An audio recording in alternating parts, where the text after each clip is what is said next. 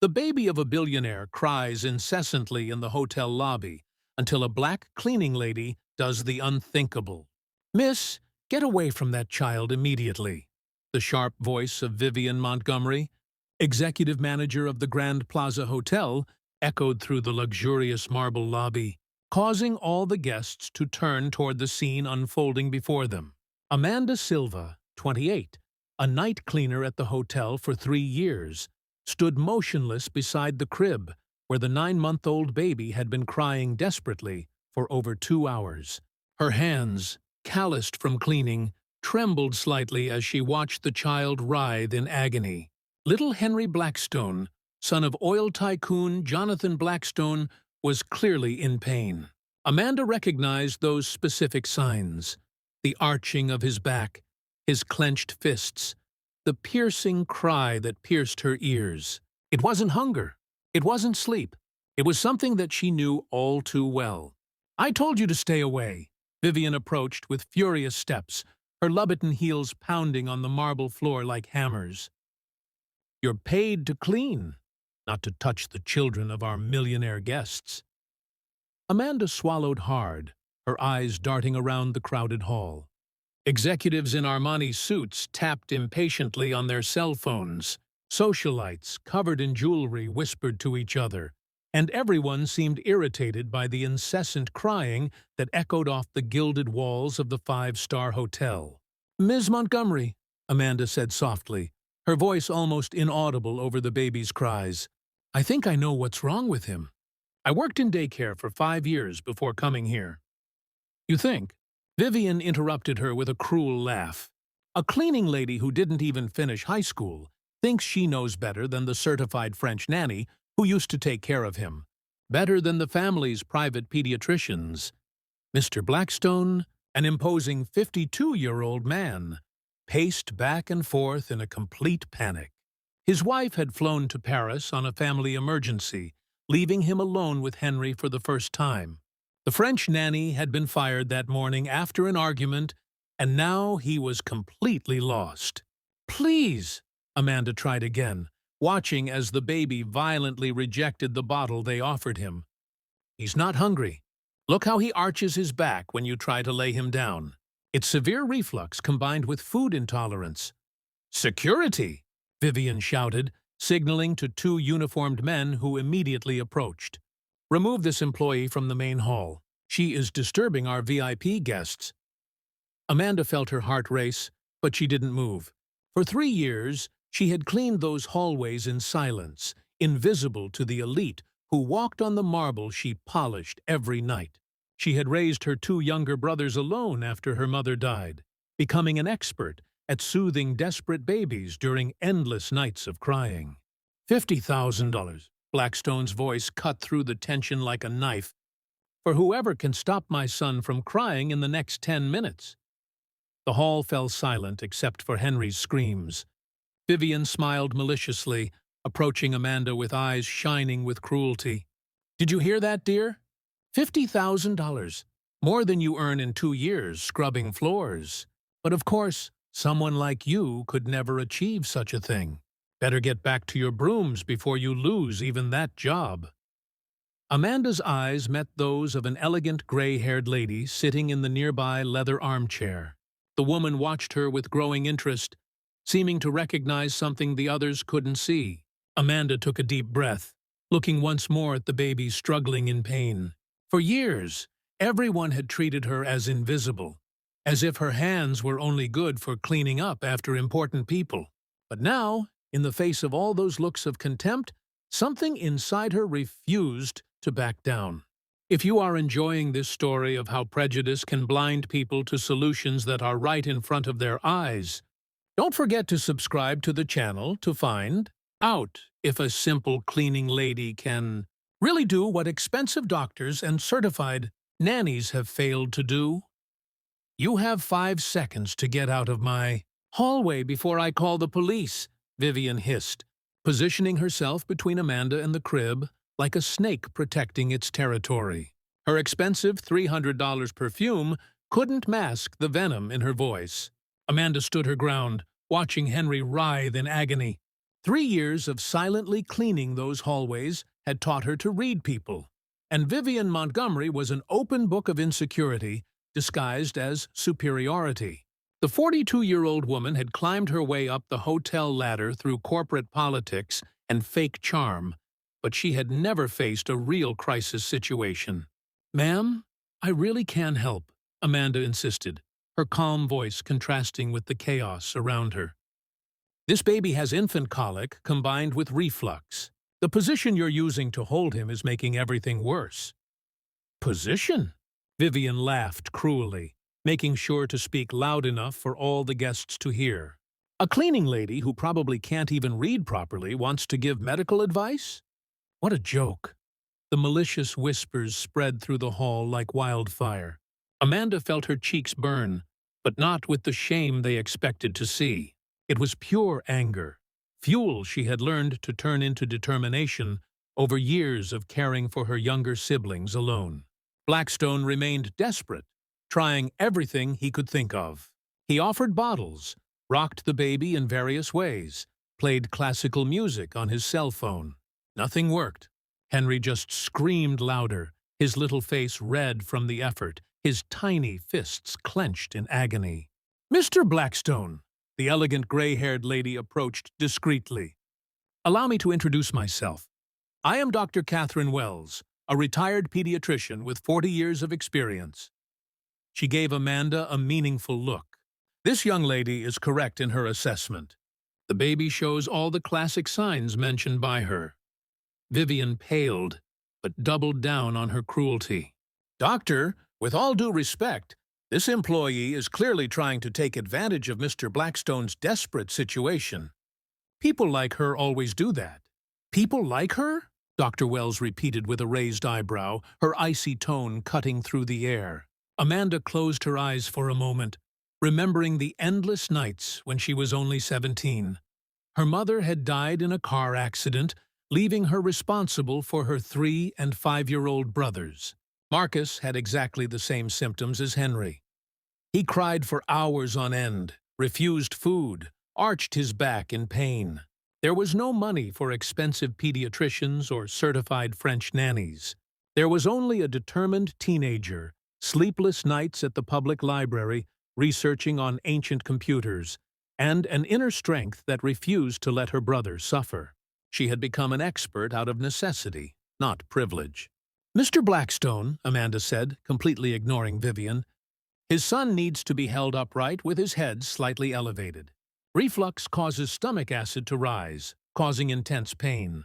The bottle you are offering him probably contains cow's milk-based formula, which is further irritating his sensitive digestive system." Blackstone stopped moving, staring at Amanda with renewed attention. For the first time in hours, someone was speaking with real knowledge, not just offering empty platitudes. "How ridiculous!" Vivian exploded, completely losing her professional composure. "Security! Security! Remove this woman right now." "Wait!" Blackstone raised his hand, his voice carrying the authority of someone accustomed to making million-dollar decisions. "Let her speak." The security guards hesitated, caught between conflicting orders. The entire hall was now watching, some guests discreetly recording with their cell phones. The tension was palpable. Amanda took a deep breath, knowing she had only one chance.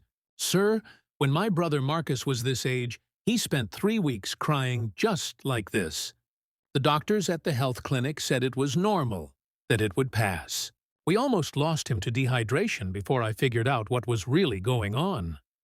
Her voice grew stronger as she continued. "Henry needs special lactose-free formula to be held upright for feeding and specific abdominal massage to relieve trapped gas. I know exactly how to do this." Vivian was visibly furious now, realizing she was losing control of the situation. "Mr. Blackstone, I implore you not to listen to this. This person, she's clearly lying to get money. What kind of housekeeper would have medical knowledge?"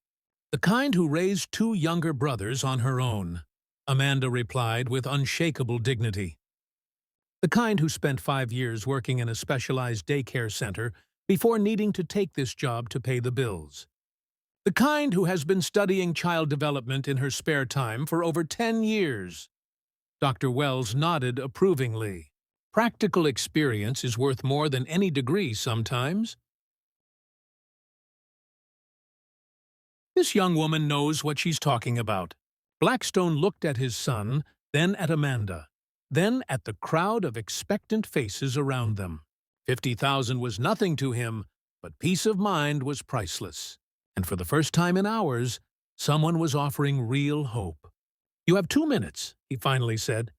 "If you can get him to stop crying, any amount you want is yours."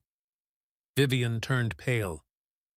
"Mr. Blackstone, I must protest vehemently against—" "You must be quiet," he cut her off coldly. "Let her try what expensive doctors and certified professionals have failed to do." As Amanda cautiously approached the crib, her eyes briefly met those of a young guest in the nearby armchair who was holding a cell phone with a camera clearly pointed in her direction. The woman gave a discreet thumbs up as if to say, "I'm recording all of this." For a moment, when Amanda reached out her hands toward Henry, everyone thought they were about to witness yet another predictable failure. But anyone watching closely would have noticed that it wasn't hesitation that made those hands move with such precision. It was the quiet confidence of someone who had already won battles much greater than this one, and knew exactly how to turn despair into hope. Amanda reached her calloused hands toward Henry with the precision of a surgeon. There was no hesitation or uncertainty in her movements. Each gesture revealed years of practical experience that no diploma could teach. "No! No! No!" Vivian exploded, physically blocking Amanda's path. "Mr. Blackstone, I beg you to reconsider. This woman is a complete stranger. And if she hurts the baby, and if she's a con artist, people like her always try to take advantage of desperate situations." "People like her?" Dr. Wells repeated in an icy voice, rising from her chair with all the authority of her 40 years in medicine. "What kind of people exactly, Miss Montgomery?" Vivian realized too late that she had revealed her prejudices in front of dozens of witnesses, but she doubled down with growing desperation. "A cleaning lady with no formal education, no certifications, no references. Mr. Blackstone, her reputation is at stake here." "Her reputation is already destroyed," muttered a nearby guest, and others began whispering among themselves about the manager's unacceptable behavior. Amanda remained calm, watching Vivian's escalating desperation with eyes that had seen this kind of behavior before. During 3 years of cleaning those hallways, she had witnessed countless displays of arrogance disguised as professional concern. "Miss Montgomery," Amanda said softly, but with a firmness that silenced everyone, "I can show you my certificate in child development, my specialization in special needs, and letters of recommendation from the families I worked with for 5 years at the Littlest Steps Daycare Center." The silence in the hall was deafening. Vivian visibly paled. Amanda continued, pulling a worn wallet from the pocket of her uniform. "I can also show you my professional ID from the Regional Council of Early Childhood Education, valid for another 2 years. I accept this job as a cleaner because it pays the bills while I study education at night, not because it's all I know how to do." Blackstone took the documents with trembling hands, his eyes quickly scanning the impeccable credentials, the enthusiastic letters of recommendation, the specialization courses. "Why? Why do you work as a cleaner with these qualifications?" "Because daycare centers don't pay enough to support 2 younger siblings and pay for college," Amanda replied with unshakable dignity. "And because people like Mrs. Montgomery never gave me the chance to show what I can really do." The young guest with a cell phone had positioned herself strategically to capture everything, her camera focusing especially on the expressions of shock and embarrassment spreading across the hall. Her name was Jessica Chun, an investigative journalist specializing in social injustice, and she instantly recognized that she was documenting something extraordinary. Dr. Wells examined the certificates over Blackstone's shoulder, nodding with growing approval. "Impeccable credentials. This young woman has more specific qualifications than most pediatricians to deal with child development. Vivian was visibly panicking now. Documents can be forged. Mr. Blackstone, I've worked at this hotel for 15 years. Her professional reputation is at stake here. Her reputation is already destroyed, another guest muttered louder this time, and murmurs of agreement spread. Amanda finally approached Henry, who was still crying desperately. Her hands found the baby with the gentleness of someone who had calmed hundreds of suffering children. Immediately, she positioned him upright against her shoulder, creating the perfect angle to relieve his reflux. "Shh," she whispered, applying gentle but firm pressure to specific points on the baby's back. "I know, little one.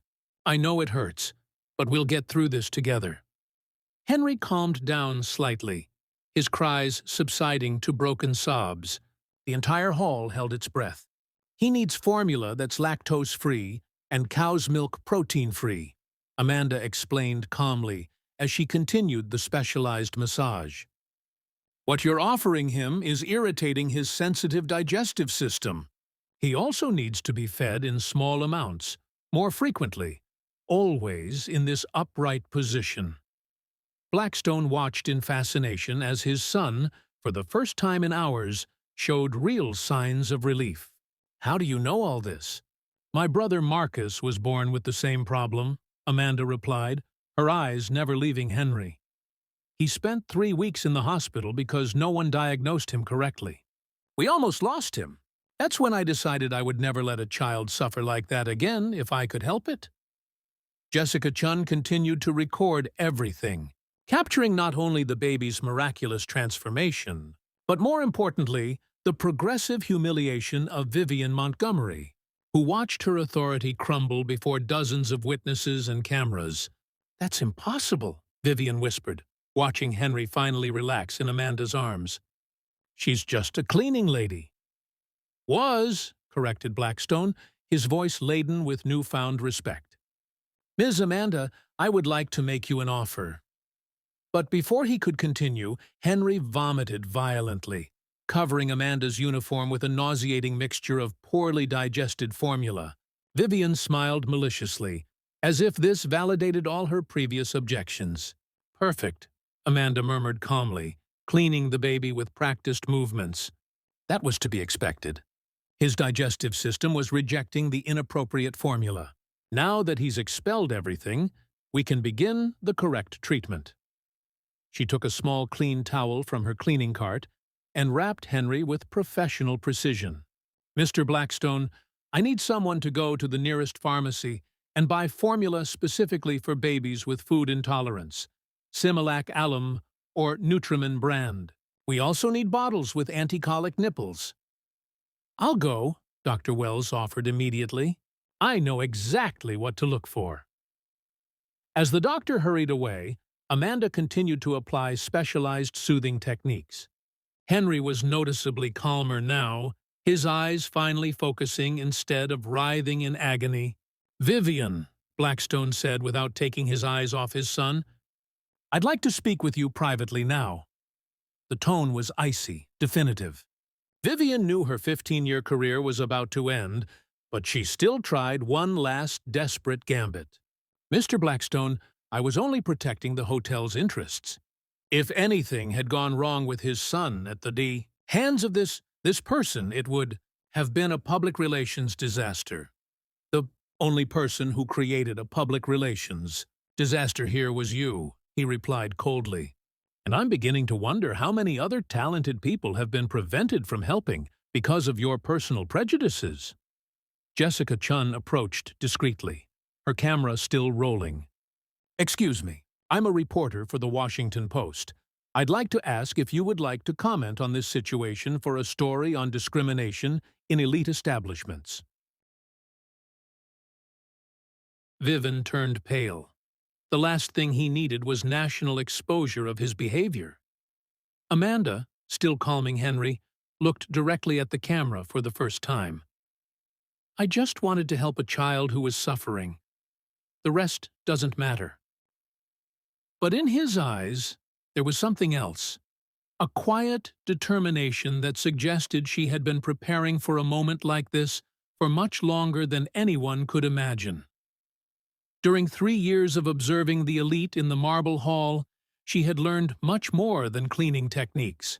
As Jessica continued filming and Dr. Wells returned with the correct supplies, Amanda whispered something to Henry that made the baby smile for the first time in hours. But anyone paying attention would notice that it wasn't just relief shining. In her eyes, it was the quiet satisfaction of someone whose most ambitious plan was finally beginning to unfold, exactly as she had predicted. "Excuse me," Jessica Chen approached with her press pass clearly visible, her professional camera still recording every second of the ongoing transformation. "Jessica Chen, Washington Post. Would you like to comment on this situation for our investigative series on racial discrimination in elite establishments?" The blood drained completely from Vivian Montgomery's face. During 15 years of building her professional reputation, she never imagined it would be destroyed in a single night by her own prejudiced words, captured in high definition, and broadcast live to thousands of viewers. "Are you broadcasting this live?" Vivian stammered, her voice losing all the arrogant authority she had displayed minutes before. "Of course," Jessica smiled, showing her phone screen where the view count was skyrocketing. 43,000 people are watching right now. The comments are interesting. Amanda continued to apply the specialized techniques to Henry, who was now sleeping peacefully in her arms for the first time in hours. Her posture remained dignified and professional, contrasting sharply with Vivian's growing panic. Blackstone read a few comments aloud, his voice laden with growing indignation. "What a horrible woman! Fire her immediately. Amanda is an angel. Sue the hotel for discrimination. This manager is a disgrace." "Mr. Blackstone, I beg you," Vivian began desperately. "You beg?" he interrupted her coldly. "The same way this extraordinary woman begged to help my son, while you treated her like trash." Dr. Wells returned with the correct supplies, watching the scene with obvious satisfaction. The video of the discrimination already has over 100,000 views in just 20 minutes. It's being shared by civil rights profiles, medical groups, and social justice organizations. Amanda carefully prepared the specialized formula, demonstrating techniques she had clearly mastered years ago. Henry accepted the feeding immediately, his eyes shining with contentment for the first time since they arrived at the hotel. "This is impossible," Vivian whispered, watching her authority crumble before dozens of witnesses and cameras. "She can't know more than medical experts." "She knows because she's lived it," Blackstone replied, watching his son finally at peace. "While you were wasting energy judging people by their appearance, she was saving lives." Vivian's cell phone began to ring incessantly. Calls from hotel headquarters, the press, lawyers. Each ring was like a nail being hammered into the coffin of her career. Jessica continued her live narration. "For those just joining us, we have witnessed Amanda Silva, a cleaning lady with impressive qualifications in child development, being publicly humiliated by manager Vivian Montgomery. Amanda just did what expensive doctors couldn't, completely calm a baby who had been crying for hours." Amanda finally spoke, her calm voice cutting through the tension. "Miss Montgomery, for 3 years, I have cleaned these hallways while watching you treat employees and guests based on personal prejudices. Today was no different, except this time, a child was suffering." I'm not prejudiced," Vivian stammered pathetically. "It was a misunderstanding." "A misunderstanding?" Dr. Wells repeated with surgical irony. 40 years of medicine have taught me to recognize real competence versus empty arrogance. This young woman has demonstrated more practical knowledge in 10 minutes than many specialists in entire careers." The hotel's executive director appeared running down the hall, clearly panicked after receiving urgent calls about the viral broadcast. Charles Davidson, a man in his 50s who had built his career by avoiding public scandals, watched in horror as the view count continued to climb. "Mr. Blackstone, I can explain," he began. "Can you explain how you allowed a highly qualified employee to be treated as inferior for 3 years?" Blackstone interrupted him coldly. "Can you explain how we almost lost an opportunity to save my son because of her manager's prejudices?" Amanda handed Henry back to his father, her hands guiding him into the correct position to keep the baby comfortable. "Keep him like this for at least 30 minutes after each feeding. Use only the specialized formula, small amounts every 2 hours." "Amanda," Blackstone said, his voice thick with emotion, "I can't begin to thank you for what you did tonight, but I can offer you something better than gratitude." He took out his business card and wrote something on the back. "Director of Child Development at the Blackstone Foundation. Starting salary, $200,000 a year, plus full benefits and an unlimited research budget." The hall fell silent. Amanda looked at the card, then at Henry sleeping peacefully in his father's arms. "Mr. Blackstone, I accept," she said with unwavering dignity. "But I have one condition." "Anything." "I want to implement an unconscious bias training program for all hospitality employees in the city. No one should be judged by appearance when they have real knowledge to offer." Jessica Chun captured it all, narrating live. Amanda Silva just turned 3 years of humiliation into an executive position and a mission of social justice. That, folks, is how you turn discrimination into revolution. Vivian tried to hide behind a marble column, but other guests' cell phone cameras followed her. Her LinkedIn profile already showed hundreds of negative comments. Her 15-year professional reputation had been destroyed in less than an hour. "Ms. Montgomery," Director Davidson said in an official voice, "you're fired. Effective immediately. Security will escort you to collect your belongings." "Amanda," Dr. Wells approached her with tears in her eyes, "you reminded me why I fell in love with medicine 40 years ago. May I be your first volunteer in the training program?" The number of views of the live broadcast exceeded 500,000. Hashtags such as Justice for Amanda and Prejudice at Grand Plaza began trending nationally. Job offers, interview invitations, and messages of support flooded social media. Blackstone looked at his son, then at Amanda, then at the cameras still recording. "This woman didn't just save my son tonight. She taught us that a person's true value isn't in social status, but in compassion and competence." Henry opened his eyes and smiled directly at Amanda, as if he knew she had changed not only his night, but potentially his entire life. The scene was captured in high definition and would be shared millions of times in the coming hours. As Amanda walked down the marble hall for the last time as a cleaning lady, each step echoed with the dignity of someone who had turned injustice into opportunity, prejudice into progress, and humiliation into history. But the true measure of her victory would only be revealed when the world discovered the lasting impact that a single night of courage could have on millions of lives yet to be touched by her new mission. 6 months later, Amanda Silva cut the inaugural ribbon at the Amanda Silva Child Development Center, a $5 million facility funded entirely by the Blackstone Foundation. Her anti-bias training program had been implemented in more than 200 hotels and companies across the country. "Director Silva," Henry said, now walking and speaking his first words, reaching his little arms out to her during the ceremony. The child she had saved had become her biggest advocate, always smiling when he saw her. Blackstone watched with growing pride. Amanda had turned one night of crisis into a national revolution.